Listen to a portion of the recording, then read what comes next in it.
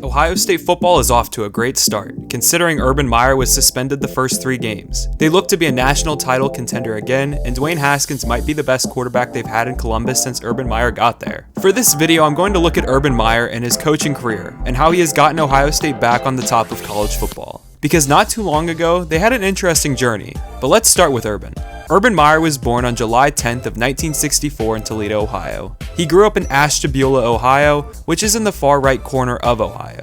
Now, something most people don't know about Urban is he was actually drafted by the Atlanta Braves in the 13th round as a shortstop in the 1982 MLB draft. He spent 2 years playing baseball in the minor league system before attending the University of Cincinnati and playing defensive back for the football team. He also coached a season as the defensive backs coach at St. Xavier High School in 1985. After getting his degree in psychology, he went on to Ohio State to get his master's degree in sports administration, while also serving as a grad assistant for the football team. After graduating from OSU, his coaching journey began at Illinois State for 2 years, where he coached linebackers, quarterbacks, and wide receivers. In 1990, he left for Colorado State to coach wide receivers for 5 years. Then in 1996, he went on to Notre Dame to coach wide receivers there. Then in 2001, he got his first head coaching opportunity and became the head coach of the Bowling Green Falcons. The year before he took over, Bowling Green went 2-9, but his 2 seasons at Bowling Green, they went 8-3 and 9-3. In 2003, Urban Meyer left to become the head coach at Utah. He started out hot there,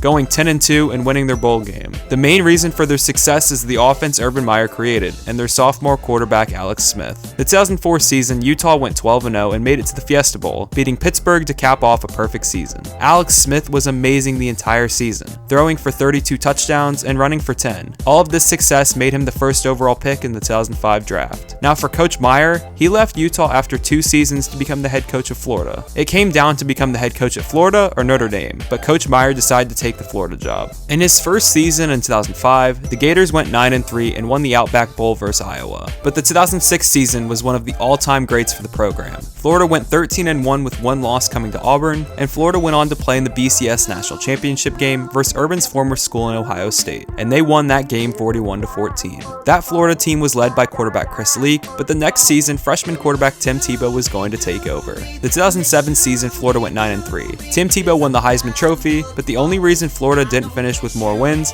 was because their defense was not up to par, and the Gators lost in the Capital One Bowl versus Michigan. Now the 2008 season was again going to be one of the best in school history. Florida went on to beat 6 ranked teams, winning 13 games and having a lone loss to Ole Miss, which was the turning point in that season. Florida went on to play in the National Championship game versus Oklahoma and won that game 24-14 to capture 2 titles in 4 seasons. The 2009 season, Florida was again expected to be the best. They opened the season as the #1 ranked team with the highest AP ranking ever at the time. They had some struggles at times though, but they still managed to end the season 12-0. But in the SEC Championship game, they lost to Alabama 32-13. After that game, Urban Meyer returned to Gainesville, but he had admitted himself into a hospital for chest pains. Urban said that he was going to resign as head coach to focus on his mental and physical state, but instead he decided to coach the team in the Sugar Bowl, and he said that he would probably coach in 2010. The loss versus Alabama ended their title dream, but Tim Tebow and the Gators were still able to beat Cincinnati in the Sugar Bowl, winning 51-24. And this was Tim Tebow's last game ever as a Gator.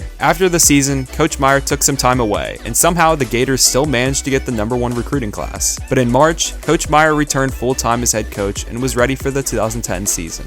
But the 2010 season was not going to be like any he's had. The Gators won their first 4 games, but finished with an 8-5 record. Then at the end of the year, Coach Meyer officially revealed that he was going to retire to focus on his family and health. And the last game Coach Meyer coached at Florida was the 2011 Outback Bowl, where Florida won that game 37-24 versus Penn State. Now Coach Meyer's time at Florida does have some baggage. 31 of his players over his 6 years there were arrested. All of the charges and punishments varied. So it's safe to say that Urban Meyer had a crazy team off the field, even though they showed up every Saturday and played well. After leaving Florida, Coach Meyer took a year off and worked as a football analyst at ESPN. But on November 28th of 2011, Urban Meyer was hired to become the head coach at Ohio State. Before Coach Meyer got there, Ohio State had a lot of success under Jim Tressel. He was there from 2001 through 2010. Ohio State won the national title in 2002 and made 2 more national championship games in 2006 and 2007, but lost both of those. But due to NCAA violations, Coach Tressel had to resign, and in stepped Luke Fickell. Coach Fickell was named the head coach, but his only season was going to be in 2011.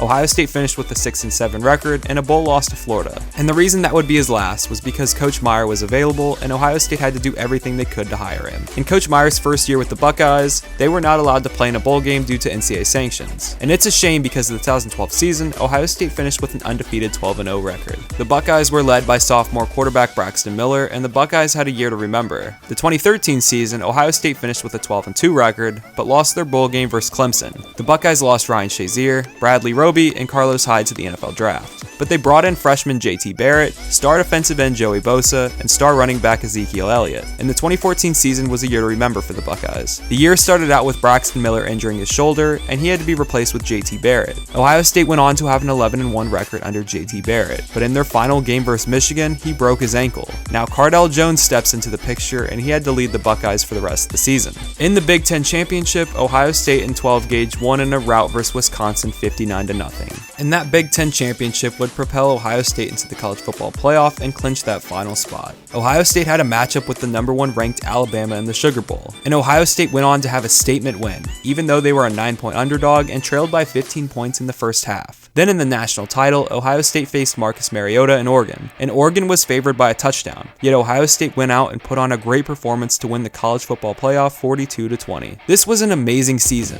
considering the adversity this team had to fight through and how big of underdogs they were. In the 2015 season, Ohio State did have a quarterback controversy. Braxton Miller had to convert to wide receiver because he would probably have to switch at the next level, and it was a fight between Cardell Jones and JT Barrett for the starting job. The Buckeyes went 12-1, and if it weren't for a game-winning kick versus Michigan State, they could have made the playoff again, but they played in the Fiesta Bowl versus Notre Dame and won 44-28. The 2016 season, the Buckeyes went 11-2, despite a loss to Penn State, but they still made the playoff, but they lost to Clemson 31-0. Now the 2017 season, Ohio State went 12-2, with losses to Oklahoma and Iowa, but they still made the Big Ten Championship and beat Wisconsin. Then they played for the Cotton Bowl and beat USC 24-7, and here we are in 2018. Ohio State has had some issues before the year started. Coach Meyer was placed on administrative leave on August 1st because he knew about one of his assistants and their struggles off the field, even though Coach Meyer said he didn't know about them. So instead of firing Coach Meyer, Ohio State suspended him the first 3 games of the year. But it was all fixed because Ohio State had their best quarterback in Urban's tenure so far.